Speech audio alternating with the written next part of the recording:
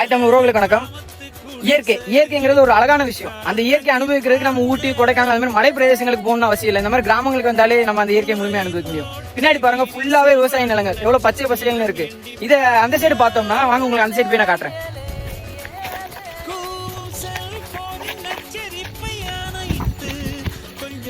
அந்த சைடு நம்ம விவசாய நிலங்களை பார்த்தோம். இந்த சைடு பாருங்க எவ்வளவு பெரிய நீர்நிலை. இந்த மாதிரியான ரம்மியமான காட்சிகளை நம்மளால கிராமத்துல மட்டும் தான் பார்க்க முடியும். அதுவும் இல்லாம மழை காலங்கள்ல இந்த கிராமங்கள் முழுவதுமே பச்சை பசைன்னு ஒரு கம்பளியை போத்துன மாதிரி அவ்வளவு அழகா இருக்கும். அதோட சேர்ந்து மண் வாசனை, அந்த மண் வாசனையோட இந்த இயற்கையான சூழல வாழ்றது ஒரு தனி சுகம். அதெல்லாம் நம்ம கிராமத்துல வாழ்ந்தாதான் அந்த சுகத்தை நம்மளால அனுபவிக்க முடியும்.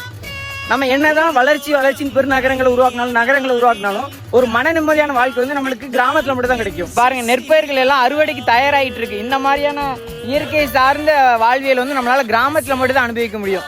அதனால நீங்க எல்லாருமே கண்டிப்பாக ஒரு தடவையாட்டு கிராமத்துக்கு போயிருப்பீங்க. உங்களோட கிராமத்து அனுபவங்களை பத்தி கமெண்ட்ல சொல்லுங்க. நன்றி.